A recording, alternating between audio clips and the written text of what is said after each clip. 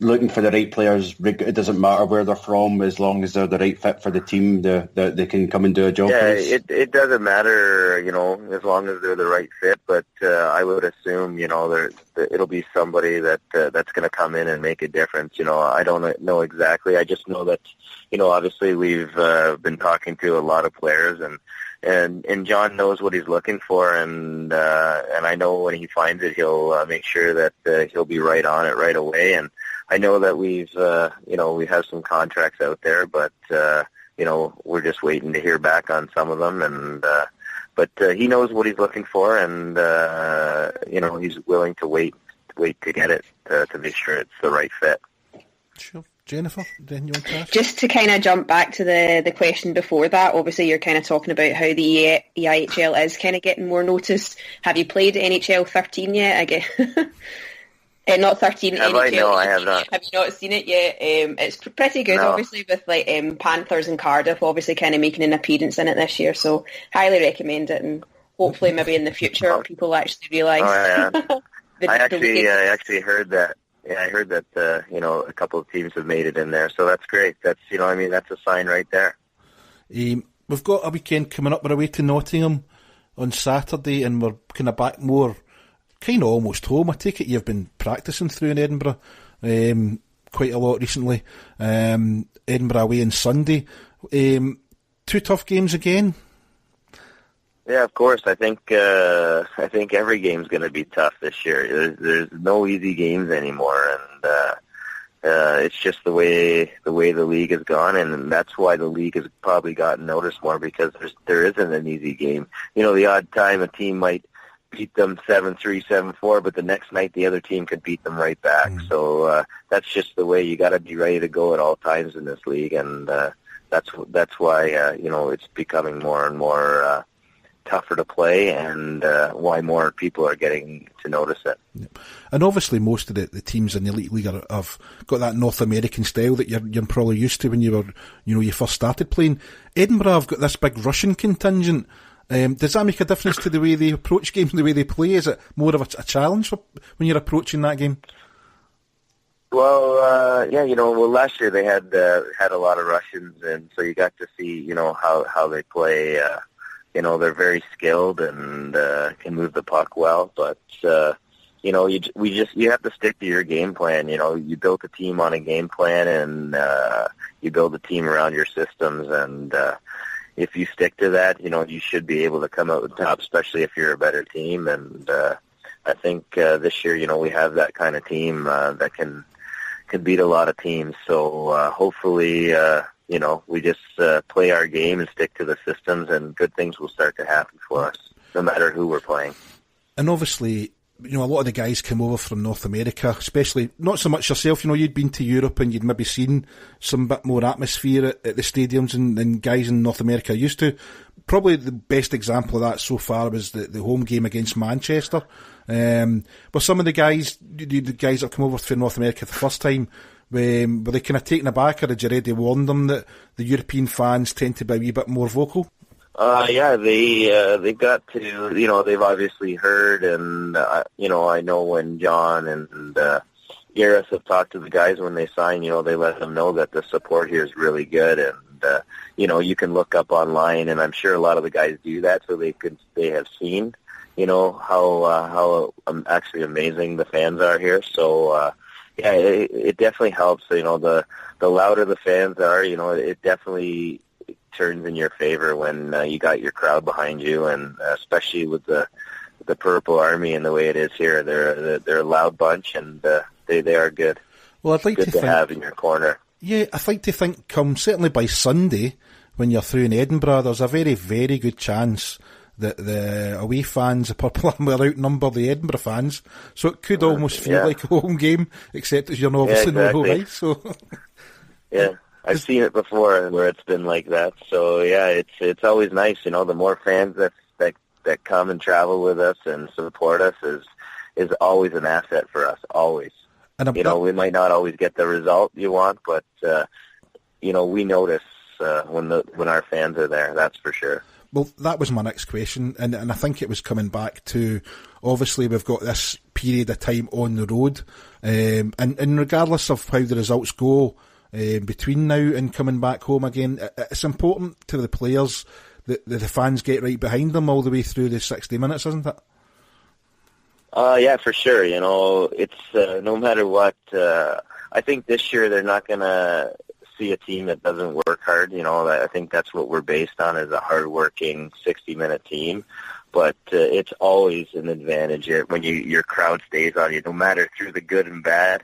It's always a big advantage for us to have that support, because when things aren't going right and we're feeling down, we notice we're already feeling down. But then when your crowd turns on you, it can get even worse. So I hope they stay positive this year, and I know the guys in the room are going to try to do everything to make sure that doesn't happen anyway. So, sure. Stephen, anything you want to ask before we say cheerio? Yeah, just a quick one. Obviously, we've played in some more modern arenas, we'll say, this season already. We played Nottingham and Cardiff, and so how do the guys react when they go to a place like Edinburgh? It's a bit of a throwback. I like Edinburgh. I think it's a throwback to a different century. But it's if there's guys coming over playing the NHL, AHL, and sort of better arenas, what do they make of places like Edinburgh and Fife? Yeah.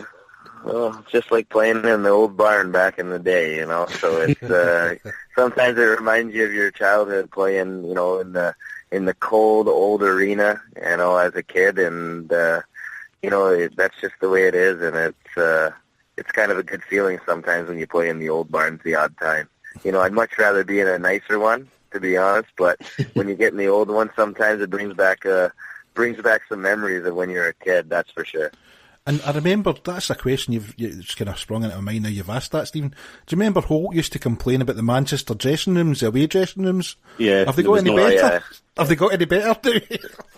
Yeah, they've gotten a little better. Yeah, they still got some work. There's a few teams that have some work to do, that's for sure. Sometimes I think it's deliberate with the away dressing room, though. Yeah. Jennifer, you went to damp and cold dressing rooms. Damp and cold dressing rooms are not fun to change in. No, I bet they're not.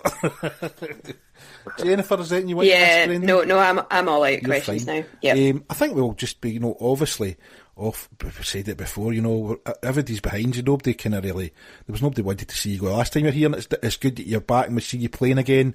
There's no doubt about it. The fans are a bit nervous about, the fact we're been slower getting guys in and blah, blah, blah. We understand the reasons for it. But I'm sure everybody will be right behind the team either way, whatever happens. There'll be a contingent in Nottingham, but I think next Sunday you'll probably see more Purple Army than you'll see Edinburgh fans, and certainly when the guys come home, everybody will be glad to see them back, and we're wishing you and the team all the best for the rest of the year, and hopefully everything pans out the way we want. What would be, do you think, it's easy to sit here and unrealistically for a fan to say, we want to win the league, and I know you as a professional player want to win the league, but it's tough with some of the bigger teams that are in there.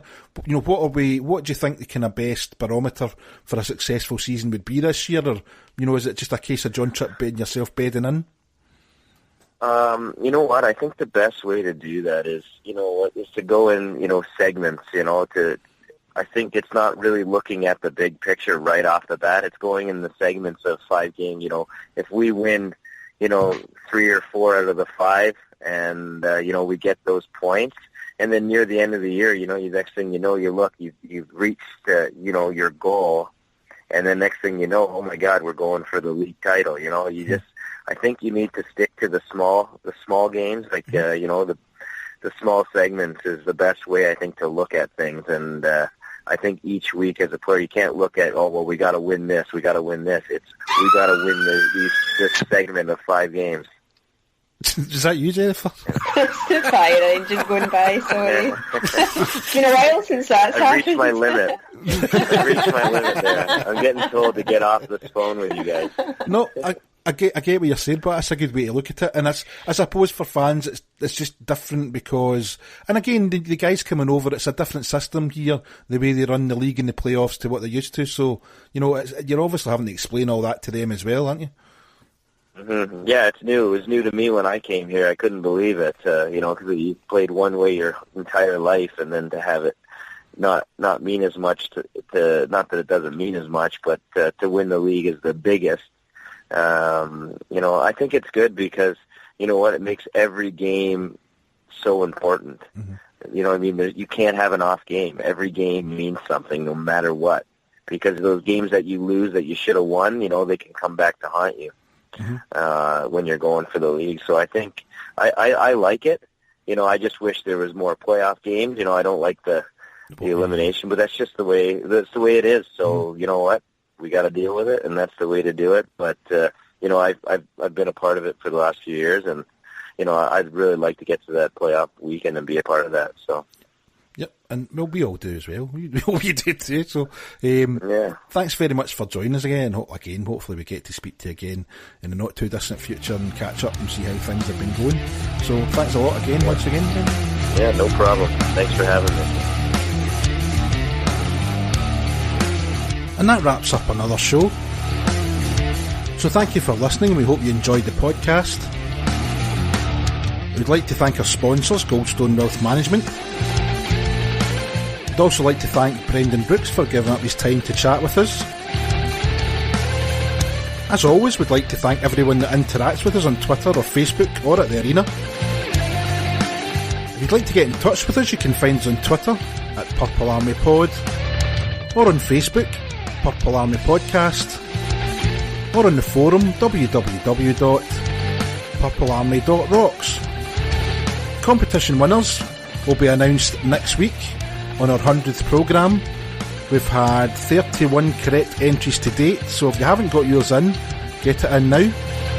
And thanks for listening.